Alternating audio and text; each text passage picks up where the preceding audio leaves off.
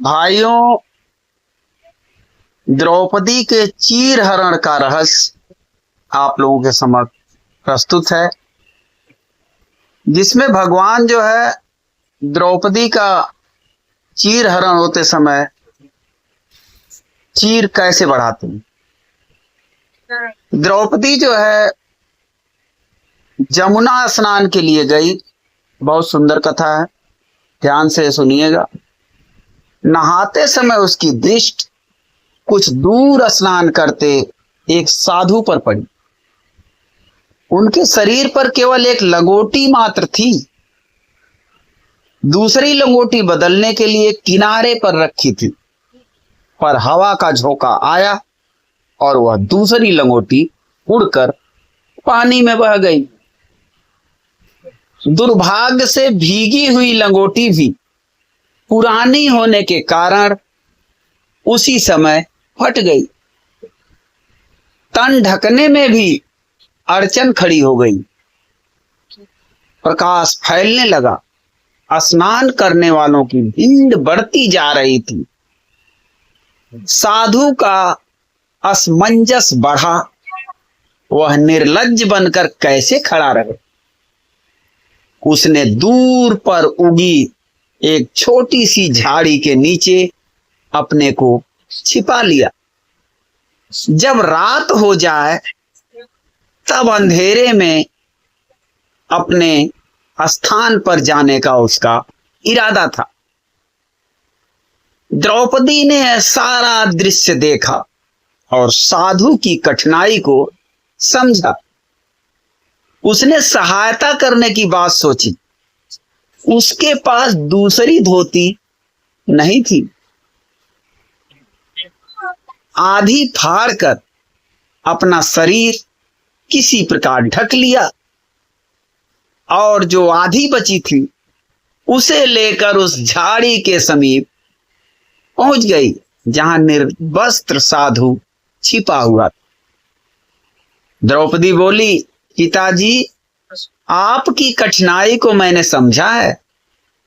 अपनी आधी साड़ी फाड़ कर लाई हूं। इससे आप अपना तन ढकें और घर चले जाएं। आधी से मेरा भी काम चल गया है। साधु की आंखों में आंसू आ गया। उसने कपड़े के टुकड़े को ले लिया, पहना और अपने घर चला गया। मन ही मन आशीर्वाद देता गया कि भगवान सदा तुम्हारी लज्जा को ढके रहें।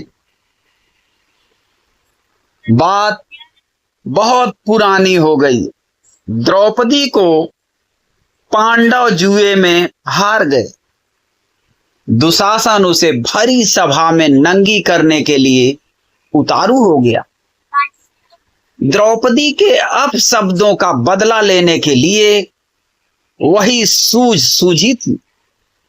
द्रौपदी ने इस विकट संकट में भगवान को पुकारा, जो शेष सैया पर सोए थे। नारद ने उन्हें जगाकर कहा कि भक्तों की पुकार सुनिए, उसकी सहायता का प्रबंध कीजिए। उन्नीदी आंखों से भगवान ने कहा, ना मैं किसी की सहायता करता हूं, ना हैरानी में डालता हूं। सभी अपने अपने कर्मों का फल भोगते हैं। द्रौपदी का कोई पिछला पूर्ण हो तो पता लगाओ। उसके पूर्ण होंगे तो बदला मिल जाएगा। नारद ने हिसाब की बही खोली। विदित हुआ कि द्रौपदी ने किसी साधु को अपनी आधी साड़ी फाड़कर दान दी थी। वह टुकड़ा अब ब्याज समेत बढ़ते बढ़ते एक बड़ा सा गट्ठर बन गया है। भगवान ने कहा, हम किसी के पुण्य का प्रतिफल समय पर क्यों नहीं देंगे। गरुड़ पर चढ़कर वस्त्रों का पूरा गट्ठा लिए कौरवों की सभा के समीप पहुंचे। दुशासन वस्त्र खींचता गया। भगवान ऊपर से उसकी पूर्ति करते गए। खींचने वाला थक गया वस्त्र बढ़ता रहा। द्रौपदी की लाज बच गई। उसे आधी साड़ी के बदले हजारों गज कपड़ा मिल गया। तो यदि मनुष्य का स्वयं कुछ किया ना हो तो स्वयं विधाता भी उसकी सहायता नहीं करते हैं।